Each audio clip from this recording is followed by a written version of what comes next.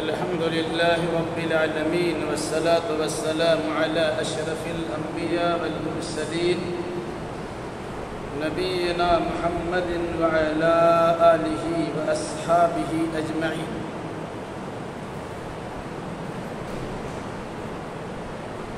باب لينظر إلى من هو أسفل منه ولا ينظر إلى من هو فوقه.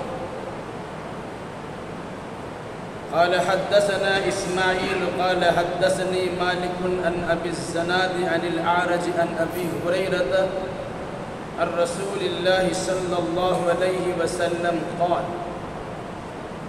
إذا نظر أحدكم إلى من فضل عليه في المال والخلق فلينظر إلى من هو أسفل منه ممن فضل عليه.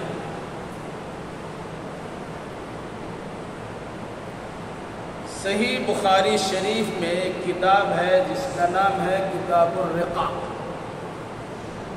رقت پیدا کرنے والی باتوں پر مشتمل کتاب.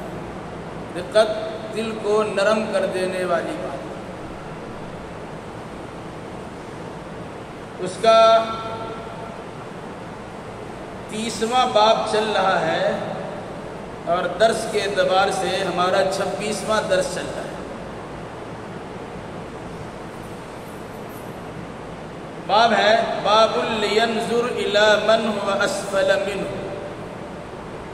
چاہیے کہ آدمی دیکھے اس کو جو اس سے زیادہ کم تر ہو. ولا ينظر الی من هو فوقه، اور اس آدمی کی طرف نہ دیکھے جس کا درجہ اس سے بڑھا ہو. اس باب کے اندر امام بخاری رحمۃ اللہ علیہ نے صرف ایک حدیث نقل کی. وہ روایت ہے حضرت ابو ہریرہ رضی اللہ تعالیٰ عنہ سے، فرماتے ہیں قال کہ رسول اکرم صلی اللہ علیہ وسلم نے فرمایا: اذا نظر احدکم الى من فضل علیہ فی المال والخلق. تم میں سے جب کوئی آدمی کسی ایسے انسان کو دیکھے جن کو فضیلت دی گئی ہے مال کے اعتبار سے بھی اور خلق یعنی جسمانی صحت و تندرستی کے اعتبار سے، فَلْيَنْظُرْ إِلَى مَنْ هُوَ أَسْفَلَ مِنْهُ مِمَّنْ فُضِّلَ عَلَيْهِ. اسے چاہیے کہ اس انسان کو دیکھے جو اس سے کم تر ہے، جسے ان پر فضیلت دی گئی ہے، اس کے بالمقابل وہ انسان کمتر ہے، اس کو دیکھیں. حدیث چھوٹی سی ہے، 2 جملے پر مشتمل ہے، لیکن شارحین حدیث نے بڑی لمبی لمبی تقریر اس سلسلے میں. اللہ کے نبی صلی اللہ علیہ وسلم کی ایک خصوصیت بیان کی گئی حدیث میں: اوتیت بجوامع الکلم، مجھے جامع کلمات عطا کیے. یعنی ایسی باتیں سکھلائی گئی کہ بات چھوٹی ہوتی ہے لیکن اس کے اندر وسعت بہت زیادہ ہو. جملے چھوٹے ہوتے ہیں، اس کے معنی بہت زیادہ ہو.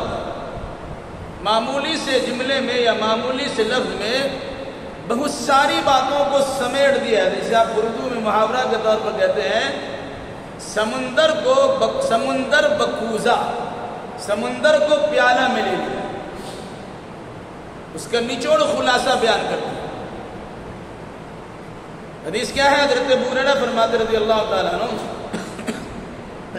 کہ اللہ کے نبی صلی اللہ علیہ وسلم نے فرمایا: تم میں سے جب کوئی آدمی کسی آدمی کو دیکھے کہ اسے مال زیادہ دیا گیا ہے یا جسم و جان زیادہ دیا گیا، اولاد کی کثرت ہے، افراد کی کثرت ہے، لاؤ لشکر کی کثرت ہے، صحت و تندرستی بھی ہے، مال و دولت بھی ہے، یہ ساری چیزیں کسی انسان کو ملی ہوئی ہیں. آپ جب کسی ایسے آدمی کو دیکھتے ہیں تو اللہ کے نبی نے فرمایا کہ اس کے بالمقابل اس انسان کو بھی دیکھو جو اس کے مقابلے میں کمتر ہے. ان کے پاس صحت بھی نہیں ہے، جسمانی طاقت بھی نہیں ہے، لاؤ لشکر بھی نہیں ہے، افراد بھی نہیں ہے، مال و دولت کی کثرت بھی نہیں ہے وغیرہ. کیوں بیان کیا؟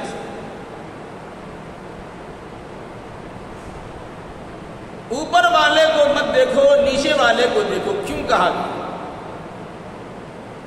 اس سلسلے میں علماء شارحین حدیث نے بڑی لمبی لمبی تقریریں کی ہیں اور بڑی بڑی باتیں بیان کی. الحمدللہ وہ انسان اسے سمجھنا چاہے تو بڑی آسانی سے سمجھ سکتا ہے. اگر کوئی انسان کسی مال و دولت والے انسان کو دیکھے جس کو افراد کی طاقت و قوت عطا کی گئی، جسمانی صحت و توانائی بخشی گئی، اس کو دیکھے تو اس کے اندر تو کم سے کم خرابی پیدا ہوگی. ایک خرابی تو یہ ہوگی کہ وہ انسان احساس کمتری کے اندر مبتلا ہوگا، ہمارے پاس کچھ نہیں، اس کے پاس سب کچھ ہے. دوسری بات، اللہ کی نعمت کی ناقدری اس کیا پائی ہے. جو کچھ اللہ نے دیا ہے اس کی قدر ہونی چاہیے، ناقدری کرے. اس میں تیسری بات یہ بھی ہے کہ جس انسان کو وہ چیز عطا کی گئی ہے اس انسان سے متعلق آپ کے دل میں نفرت پیدا ہوگی اور حسد پیدا ہوگی. اور چوتھی بات یہ ہے کہ تم اللہ تبارک و تعالیٰ کی تقدیر پہ راضی نہیں رہو گے، اس کے فیصلے پہ تم راضی نہیں رہو. کم سے کم 4 باتیں ہیں، اسے یاد رکھیے. اس لیے فرمایا کوئی انسان کسی امیر کو دیکھتا ہے، مالدار کو دیکھتا ہے، صحت مند کو دیکھتا ہے، طاقتور کو دیکھتا ہے، ہٹا کٹھا مشتمدہ جوان کو دیکھتا ہے، لاؤ لشکر والے افراد کو دیکھتا ہے، دنیاوی اعتبار سے اس کے پاس بہت ساری چیزیں ہیں، اس کو دیکھتا ہے، گاڑی ہے، باڑی ہے، سرمایہ ہے، زمین و جائیداد ہے، کارخانے وغیرہ دیکھتا ہے. تو اس وقت بھی انسان اپنے بارے میں سوچے گا کہ ہم کو اللہ نے کچھ نہیں دیا، جبکہ اللہ نے آپ کو بھی صحت دی ہے، آپ کو بھی تندرستی دی ہے، اتنا زیادہ نہیں دیا ہے. آپ احساس کمتری کے اندر مبتلا کیوں ہوتے ہیں؟ آپ کو تو اللہ تبارک و تعالیٰ کا شکر ادا کرنا چاہیے. آپ شکر کریں گے تو اللہ زیادہ دے گا. لئن شکرتم لازیدنکم ولئن کفرتم ان عذابی لشدید. اگر شکریہ ادا کرو گے تو میں زیادہ دوں گا، اور ناشکری کرو گے تو جان لو کہ میرا عذاب بڑا سخت ہے، نعمت بھی چھین لوں گا اور عذاب سے بچا لوں گا. تو بڑے کو دیکھنے سے یہ خرابی پیدا ہوتی. دوسری بات، ایک انسان جب کسی بڑے انسان کو دیکھتا ہے اس کے بارے میں سوچتا ہے کاش کہ وہ دولت ہمیں مل جاتی. پھر اس کی 2 صورت ہوتی ہے. ایک انسان یا تو دولت کے ملنے کی تمنا کرتا ہے اور اسی پر اکتفا کرتا ہے. دوسری بات ہے کہ کوئی انسان دوسرے انسان کی دولت اور صحت کے زائل ہو جانے کی تمنا کرتا ہے. اللہ نے اس کو کیوں دیا؟ نہیں دینا چاہیے، وہ چھین جائے اور وہ ہم کو مل جائے. دونوں صورت میں انسان گناہگار ہوتا ہے. اور ایک تیسری چیز ہے جس کو رشک اور غیبتہ کہا جاتا ہے. اگر کسی انسان کو دیکھا، اسے دولت دی گئی، شہرت دی گئی، سلطنت دی گئی، حکومت دی گئی، مال دیا گیا، صحت و تندرستی دی گئی، وہ انسان کہتا ہے اللہ نے اس کو دیا ہے، کاش کہ اللہ ہم کو بھی دے دیتا، اس کے پاس وہ چیز رہتی اور ہم کو ملتی. یہ تو کرنا جائز ہے. لیکن صرف یہ سوچنا اللہ نے اس کو دیا ہے اور اسی کی تمنا کرنا شروع کر دے تو غلط ہے. اور ساتھ ساتھ اگر اس پہ اس کے نعمت کے زائل ہونے اور زوال نعمت کی تمنا کرے تو اور زیادہ گناہ ہے. چونکہ وہ انسان در حقیقت تقدیر کے فیصلے کو مانتا نہیں. کیونکہ آسمان و زمین کے پیدائش سے 50,000 سال پہلے اللہ نے تقدیر لکھ دیا تھا. کون کتنا بیمار پڑے گا، کون کتنی دولت کمائے گا، کس کو کتنی شہرت ہوگی، کون مقام منصب حاصل کرے گا، یہ ساری چیزیں لکھی ہوئی. تو اگر کوئی انسان اس کی دولت پر، اس کی شہرت پر، اس کی تخلیق پر، اس کی صحت و تندرستی پر، اس کے مال پر حسد کرتا ہے، جلن کرتا ہے، کوڑتا ہے کہ اللہ نے اس کو کیوں دیا، ہم کو دینا چاہیے تھا، اس کی دولت ختم ہو جائے ہم کو مل جانا چاہیے جی، اگر اس قسم کی چیز کرے گا تو در حقیقت ایک تو اللہ کے فیصلے پہ راضی نہیں ہے، دوسرا در حقیقت وہ انسان تقدیر کا انکار ہے. جبکہ تقدیر اللہ تبارک و تعالیٰ نے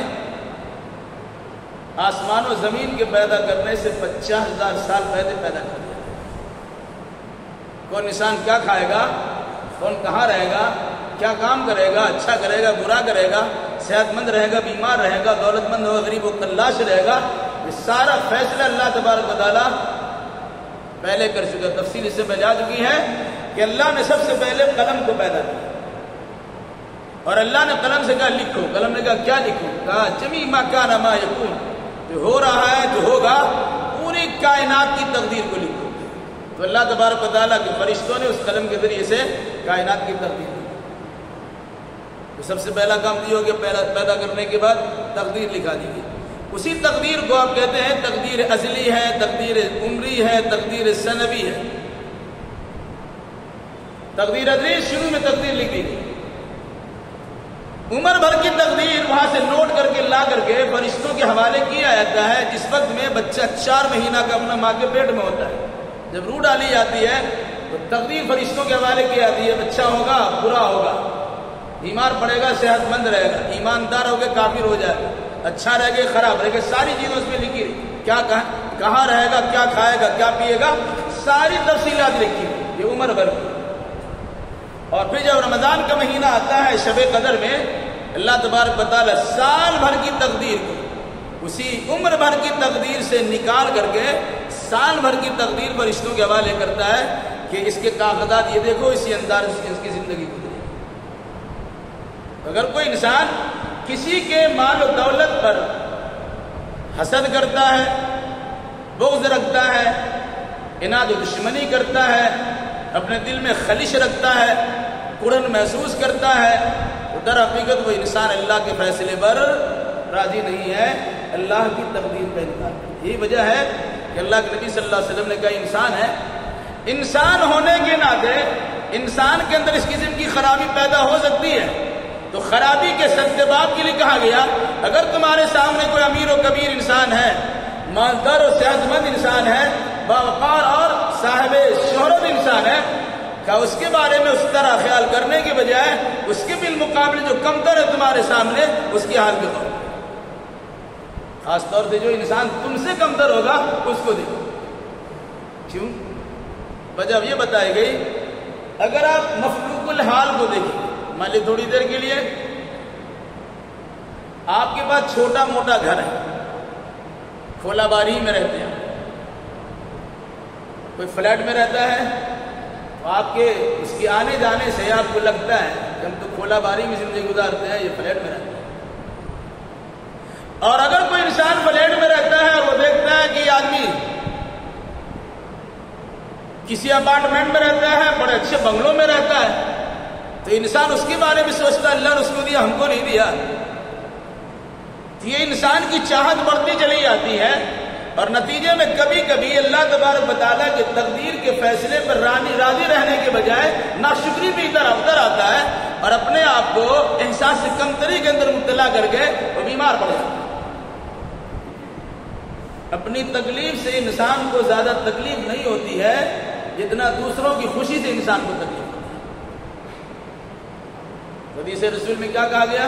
اوپر مت دیکھو، تم دیکھو نیچے. تم کھولا باری میں رہتے ہو، کچھ لوگ سڑک کنارے میں جھوپڑ پٹی میں رہتے ہیں.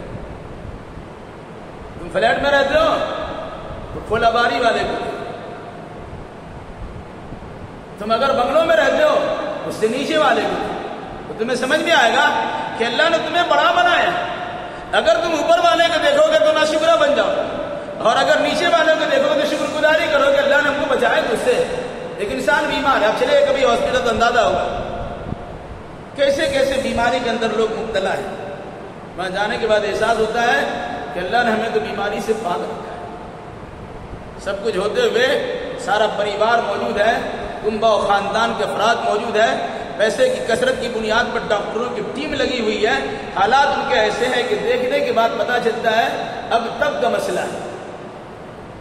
احساس انسان کو ہوگا کہ اللہ نے ہمیں بچایا ہے، اللہ نے ہمیں صحت و تندرستی بخشی ہے، اس سے کہیں زیادہ تو بہتر ہے. اسی انداز سے اگر اللہ تبارک و تعالیٰ نے کھانے پینے کی فراوانی رکھی ہے، عام طور سے اچھا کرتا کپڑا پہنتے ہیں، 2-3 وقت کی روٹی اور کھانے آپ کو نصیب ہو جاتے ہیں. اب جا کے ان لوگوں کو دیکھیے جو نان شبینہ کو ترستے ہیں، یعنی رات میں روٹی تک نہیں ملتی، بھوکے سو جاتے ہیں، دن میں کھانا میسر نہیں ہوتا، کسی طریقے سے وہ زندگی گزار لیتے ہیں۔ آپ اے سی میں بیٹھے اپنے آفس کے کام کاج میں لگے ہوئے ہیں۔ اب غور کیجئے کہ دن میں مزدوری کرنے والے افراد چلچلاتی دھوپ میں اور کڑاکے کی سردی میں آپ کی خدمت میں لگا ہوا ہوتا ہے۔ آپ اگر عام طور سے باہر سے کھانے پینے کا مزاج رکھتے ہیں تو آپ نے کبھی غور کیا ہوگا کہ آپ پزا اور برگر منگاتے ہیں اپنے گھر میں، آپ کو وہ چیز بآسانی میسر فراہم ہو جاتی ہے۔ وہ جو برگر پہنچانے والا، پزا پہنچانے والا آپ کے گھر میں پہنچتا ہے، کبھی کبھی بھوکا مر جاتا ہے، اسے کھانا نصیب نہیں ہوتا۔ اس عالیشان عمارت میں آپ ٹھہرتے ہیں، کبھی آپ نے غور کیا اس کے بنانے والے مزدور کبھی اوپر سے گرتے ہیں، لو لگتی ہے، جان کا نذرانہ پیش کر دیتا ہے، کہاں کھایا، کہاں سویا، کہاں پیا، کوئی پرواہ نہیں۔ اگر آپ تھوڑا سفر کریں، راستے میں چل نہیں سکتے ہیں تو کوشش کرتے کسی رکشے پہ بیٹھ جائے۔ اب کبھی غور کیا آپ گاڑی میں چلتے تو پیٹرول جلتا ہے، رکشہ کھینچنے والے کا خون جلتا ہے۔ آپ کو احساس ہونا چاہیے کہ اللہ نے اسے ہمیں برتر بنایا۔ تو اللہ کے نبی صلی اللہ علیہ وسلم نے بنیادی طور سے بات بتلا دی کہ دنیاوی معاملات میں تم اپنے سے نیچے والے کو، جب بھی تم اپنے سے اوپر والے کو دیکھو گے تمہارے اندر احساس کمتری پیدا ہوگا، تم شکر گزاری کرنے کے بجائے ناشکری کرنے لگو، تمہارے دل میں کجی اور کڑن محسوس ہوگی، پھر حسد اور بغض و عناد کی بھٹی میں جلنے شروع کر دو گے۔ آخر یہ کمایا کہاں سے، یہ چیزیں میسر کہاں سے ہو گئی؟ پھر اس کی تاک جھانک میں لگیں گے، اس کی ٹو میں لگ کر اپنی عاقبت برباد کر دو۔ اللہ کے نبی صلی اللہ علیہ وسلم نے فرمایا کہ جب تم کسی ایسے انسان کو دیکھو جن کو فضیلت دی گئی مال کے اعتبار سے، بڑا مالدار ہے، جن کو فضیلت دی گئی خلق کے اعتبار سے، خلق سے مراد جسمانی طاقت یا افرادی قوت کے اعتبار سے، اور اگر اس کو خلق کے معنی میں لیا جائے اخلاق، تو اخلاق دینیات میں شامل ہوتے ہیں۔ انشاءاللہ اس کی بات ابھی آتی ہے کہ اگر کسی انسان کو آپ کو دیکھنا ہی ہے تو دینی اعتبار سے اپنے سے اونچا والے کو دیکھیے، کتنا بڑا دیندار کیسے بنا، جو اللہ تبارک و تعالیٰ کا قریبی بندہ بننے والا ہے۔ وہ گناہ گار ہے، ہم کو نہیں بننا ہے، بلکہ پارسا پرہیزگار بننا ہے۔ اس چھوٹی سی حدیث میں رسول اکرم صلی اللہ علیہ وسلم نے امت کو زبردست چیزوں کی رہنمائی کی۔ ایک حدیث آپ سماعت فرمائیے۔ ایک مرتبہ اللہ کے نبی صلی اللہ علیہ وسلم نے ارشاد فرمایا، ابھی کچھ دیر میں مسجد میں وہ آدمی داخل ہوگا جو جنتی ہوگا۔ صحابہ کرام کھوج میں لیں گے، آخر دیکھے وہ کون آدمی جنتی ہے جس کو اللہ کے نبی صلی اللہ علیہ وسلم نے جنتی کہا ہے۔ اب ادھر گھوم کے بیٹھ رہے ہیں، ادھر ہی دیکھ رہے ہیں کون داخل ہوا ہے۔ ایک صحابی داخل ہوا، بعض روایت میں حضرت عبداللہ ابن عمر ابن العاص رضی اللہ تعالیٰ عنہ داخل۔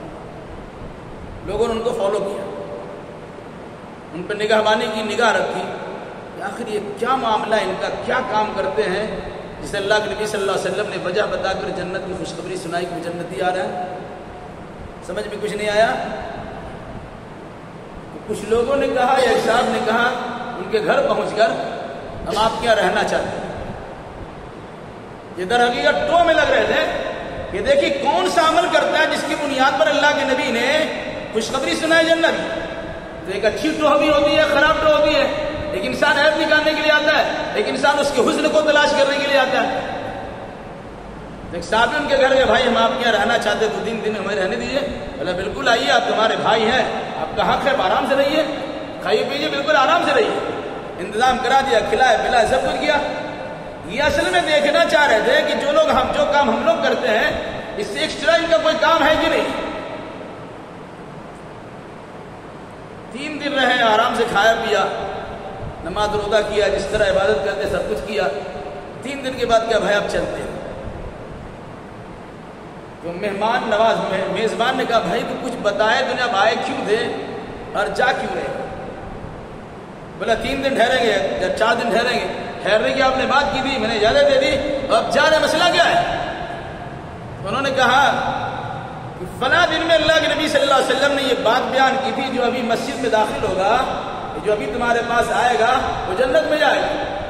تو ہم لوگوں کو تلاش ہوئی کہ آخر کون آدمی ہے، تو ہم نے آپ کو دیکھا، پھر آپ کے بارے میں معلومات کرنا چاہا کہ بھائی ہم جو کام ہم کرتے ہیں وہی آپ بھی کرتے ہیں، کچھ ایکسٹرا بھی کرتے ہیں، اسی کی تلاش میں آتے لیکن ہم کو کچھ ملا نہیں، ہم تو مایوس ہو کے جا رہے ہیں، نومید ہو کے جا رہے ہیں۔ پھر فرمایا اچھا بتائیے آخر کون سا عمل آپ کا ہے؟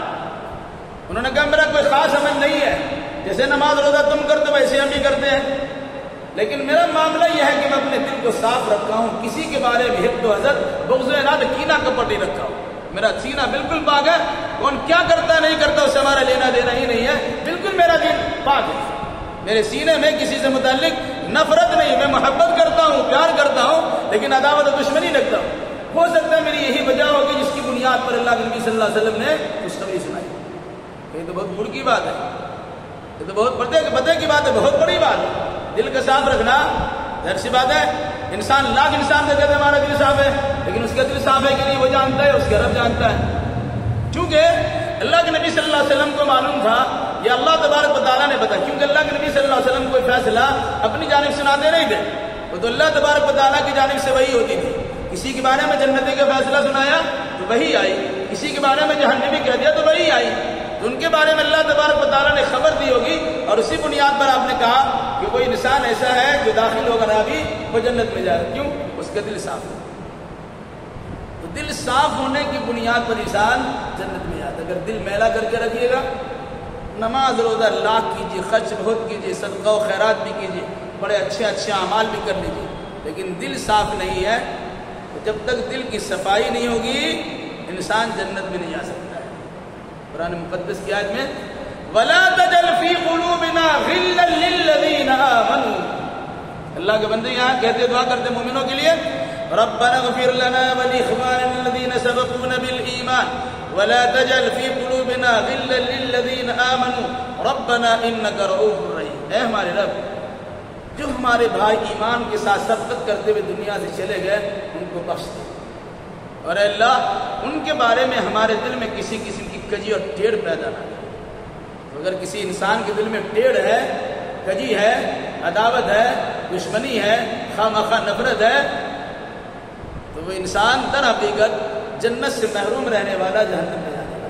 تو صحابی رسول نے جب پوچھا تو انہوں نے کہا کہ ہم کوئی چیز تو نہیں دے گا آپ کے پاس، ہم مایوس ہو کے محروم ہو کے جا رہے ہیں، تو انہوں نے کہا میرے اندر کوئی خاص خوبی نہیں ہے، جو سب کام آپ لوگ کرتے ہیں ہم بھی کرتے ہیں، لیکن میرا معاملہ ایسا ہے کہ میں کسی سے متعلق دل میں نفرت نہیں رکھتا ہوں، میں اپنے کام سے کام رکھتا ہوں، صاف ستھری بات یہی ہے۔ اسی بنیاد پر انہیں وہ جنت کی خوشخبری سنائی۔ کیا فرمایا؟ اگر کوئی انسان تمہارے سامنے دکھائی دے کہ مال ان کو زیادہ ملا ہوا ہے، یا ان کی صحت و تندرستی بڑی اچھی ہے، جوانی اور شباب اس کا عمدہ ہے، اس کے کاروبار بڑے اچھے ہیں، اس کے رہن سہن کا انداز بڑا شاہانہ ہے، ساری چیزیں انہیں میسر اور فراہم ہے، تو کہا اس کو مت دیکھو، بلکہ اس کے بالمقابل یا پھر تمہارے بالمقابل جو تم سے نیچے ہے، گھٹیا ہے، کمتر ہے، ان کو دیکھو تو پتہ چلے گا۔ کیوں؟ اوپر والے کو دیکھو گے تو نفرت پیدا ہوگی، عداوت پیدا ہوگی، اس کی دولت کے چھن جانے کا جذبہ پیدا ہوگا، اور خواہ مخواہ تم اپنے دل میں قدورت محسوس کرو گے، نتیجے میں اللہ تبارک و تعالیٰ تم سے ناراض ہو جائے گا، تباہ و برباد۔ ایک واقعہ اور بھی بعض شارحین حدیث نے لکھا ہے کہ ایک مرتبہ حضرت عمر فاروق کا زمانہ تھا،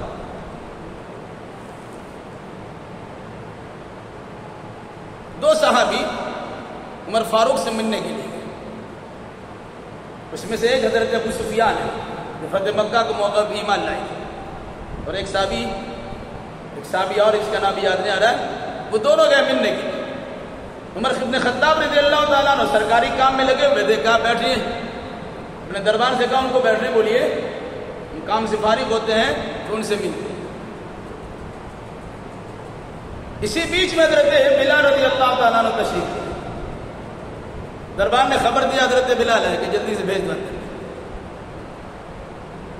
غور کیجیے گا، پہلے سے دو بڑے صحابی مالی اعتبار سے، دنیاوی جاہوں منصب کے اعتبار سے بڑے،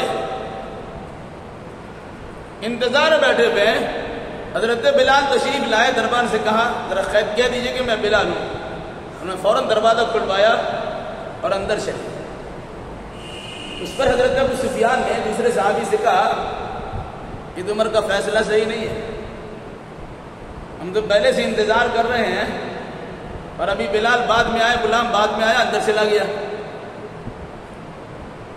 تو دوسرے صحابی ان کو سمجھا رہے ہیں، ابھی بات حضرت عمر فاروق تک نہیں پہنچی اور پہنچنے بھی نہیں دیا گیا، بلکہ جس صحابی کے ساتھ پہنچے تھے انہوں نے ان کو سمجھایا، ارے آپ کو تو معلوم ہونا چاہیے ہم لوگ تو ایمان بعد میں لائے ہیں، وہ ایمان لا کر مار کھائے، اس کا درجہ بڑا ہے۔ حضرت بلال ایمان لائے تو گردن میں پٹا لگا کر کے جانوروں کی طرح کھسیٹا جاتا تھا، پھر بھی کہتے تھے احد، یہ وہ زمانہ دیکھ چکے ہیں۔ اس بنیاد پر عمر بن خطاب نے ان کو باہر میں انتظار کرنے دینا گوارا نہیں کیا کہ اللہ نے اس کا بڑا مقام رکھا ہے۔ کتنا بڑا مقام رکھا ہے؟ جب اللہ کے نبی صلی اللہ علیہ وسلم معراج میں تشریف لے گئے تو دیکھا کہ آگے آگے جوتا اور کھڑان کی آواز آ رہی ہے، کھٹ کھٹ کی آواز آ رہی ہے۔ پوچھا کون ہے؟ کہا یہ آپ کی امت کا بلال ہے۔ بولا بلال مجھ سے آگے آگے جا رہے ہیں، معاملہ کیا ہے؟ فارغ ہو کر آئے، مدینہ میں حضرت بلال کو بلایا، کہا بلال تمہارا کون سا عمل ہے تم ہم سے پہلے جنت میں دکھائی دے رہے ہو؟ یا رسول اللہ میرے پاس تو کوئی عمل نہیں ہے۔ پھر معاملہ کیا؟ کہا ایک عمل کرتا ہوں، جب بھی میں وضو کرتا ہوں 2 رکعت نماز پڑھتا ہوں، میرا معمول ہے جب بھی میں وضو کرتا ہوں 2 رکعت نماز پڑھتا ہوں، شاید اسی 2 رکعت نماز کے بدلے میں اللہ نے یہ مقام دیا ہوں۔ بتانا مقصد یہ ہے کہ اس صحابی نے کہا کہ حضرت بلال کا مقام درجہ بڑا ہے، وہ اس وقت ایمان قبول کیا جب ان کو مارا جا رہا تھا، پیٹا جا رہا تھا، بڑی ذلت و پریشانی انہوں نے جھیلی ہے۔ اس کے بعد اللہ تبارک و تعالیٰ نے اس دولت سے مالا مال کیا ہے، اس کی قدر کرتے عمر بن خطاب نے بلایا ہے، اس پر انہیں ہمیں نفرت کی نگاہ سے نہیں دیکھنا چاہیے اور عمر بن خطاب کے بارے میں بے انصافی کا فتویٰ نہیں لگانا چاہیے، بلکہ انہوں نے قدر منزلہ کا اعتبار کیا ہے، جسے مقام اللہ نے اتنا بڑا کیا ہے۔ اگر عمر بن خطاب نے ہم سے پہلے بلا لیا، اس میں حرج کی کیا بات؟ سمجھنے کا اور سمجھانے کا انداز بھی ایسا ہوتا ہے۔ حضرت ابو سفیان کو تھوڑی سرداری کی بات ہے، میں تو سردار ہوں مکہ کا، اور بڑا سردار ہے، ان کو بلانے میں عمر فاروق نے دیر کیا اور ایک غلام کو بلا لیا۔ انسانی فطرت ہے، دوسرے سمجھانے والے نے سمجھا، سمجھ بھی گئے کہ بالکل صحیح بات کر رہے ہو، ہم لوگ تو ایمان بعد میں لے، ہمارا درجہ تو بہت بعد میں ہے، تو پہلے ایمان لانے والے ان کا درجہ تو بہت آگے۔ اس حدیث کو یاد رکھیے، کیا ہے؟ اذا نظر احدكم الى من فضل عليه في المال والخلق، جب تم میں سے کوئی انسان کسی ایسے انسان کو دیکھے جنہیں مال میں اور صحت و تندرستی میں یا شکل و صباحت میں فضیلت بخشی گئی، فلينظر الى من هو اسفل منه، چاہیے کہ وہ آدمی اس سے کم تر انسان کو دیکھے، ممن فضل علیہ، اس پر اس کو فضیلت دی گئی۔ جیسے ہم کو فضیلت آپ سے زیادہ ملی ہے، ہم آپ کو دیکھیں گے، ہم اپنے سے اوپر والے کو نہیں دیکھیں گے۔ آپ کو دیکھا جائے گا تو احساس ہوگا کہ اللہ نے ہمیں تو بڑا بنایا، اگر اوپر والے کو دیکھیں گے تو احساس کمتری کے کمترا ہو جائیں گے اور اللہ کی نعمت کی ناقدری ہو جائے گی۔ یہ تو دنیاوی معاملہ ہے۔ البتہ دین کے معاملے میں یہ کہا گیا کہ ہمیں اوپر والے کو دیکھنا چاہیے۔ اگر کوئی انسان نماز روزہ کا پابند ہے، ہمیں دیکھنا چاہیے کہ ہم بھی نماز روزہ کا پابند ہیں۔ اگر وہ انسان تہجد گزاری کرتا ہے، ہمیں سوچنا چاہیے کہ ہم بھی تہجد گزاری کریں۔ اگر وہ جمعرات، سوموار اور مہینے کے 3 روزے رکھتے ہیں، ہم کو بھی رکھنا چاہیے۔ وہ مالی صدقہ و خیرات کرتا ہے، ہم کو بھی کرنا چاہیے۔ مطلب کیا ہوگا؟ نیکی کے کام میں ایک دوسرے سے آگے بڑھنے کا مزاج ہونا چاہیے۔ جو زیادہ اچھا اس کو دیکھیے، ایسا نہیں ہے کہ ہم نماز نہیں پڑھتے تو کیا فلاں بھی تو نماز نہیں پڑھتا، دلیل یہی دیتے لوگ۔ فجر میں ہم نہیں آتے، وہ لوگ بھی تو جب نماز میں نہیں آتے، فجر میں تو نہیں آتے۔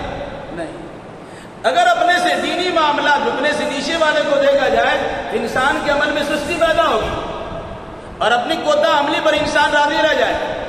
لیکن اگر وہ اپنے سے اوپر والے کو دیکھے گا تو احساس ہوگا وہ بھی تو اللہ کا بندہ ہے، وہ بھی تو بڑا کاروباری ہے، وہ بھی تو بزنس مین ہے، وہ بھی تو آفس کرنے والے ہیں، وہ بھی ڈاکٹر انجینئر ہے، ان کے بعد یہ فرصت تو نہیں ہے، لیکن اس کے باوجود وہ انسان نماز کی پابندی کرتا ہے، جماعت کا اہتمام کرتا ہے، گھر بار چھوڑ کے سارا کام چھوڑ کے گایا آتا ہے۔ ہم کو بھی اسی انداز سے کرنا چاہیے۔ تو اس حدیث کے مفہوم کو یہ رکھیے کہ دنیاوی اعتبار سے اگر کسی کو فضیلت دی گئی ہے اور آپ نے اس کو دیکھا ہے، اس کے بالمقابل اس کی طرف دیکھیے جس کو آپ سے درجہ کم ملا ہوا، اور دینی اعتبار سے آپ اپنے سے نیچے والے کو مت دیکھیے، بلکہ آپ اس کو دیکھیے جو آپ سے زیادہ دیندار بنا ہوا ہے، وہ نماز روزہ کا پابند ہے، وہ صدقہ و خیرات کرنے والا ہے، وہ دعوت و تبلیغ کا فریضہ انجام دیتا ہے، وہ قوم کی خدمت میں لگا ہوا ہے، وہ اچھے اچھے کام میں لگا ہوا ہے۔ ہم بھی اچھے کام کریں گے اور ہم کو بھی اسی کام میں حصہ لینا ہے اپنی وسعت کے مطابق۔ تو اگر کوئی انسان ایسا سوچے گا، سوچنے کے بعد در حقیقت اس کے اندر احساس بھی پیدا ہوتا ہے اور اللہ تبارک و تعالیٰ اسباب بھی پیدا کر دیتا ہے۔ اللہ سے دعا کی جلائی ہمیں حدیث رسول کے مطابق چلنے کی توفیق بخش، دنیاوی اعتبار سے اپنے سے نیچے والے کو اور دینی اعتبار سے اپنے سے اونچے والے کو دیکھنے کی توفیق عطا فرما۔ اقول قولی ھذا واستغفر اللہ لی ولکم ولسائر المسلمین، وآخر دعوانا ان الحمد للہ رب العالمین۔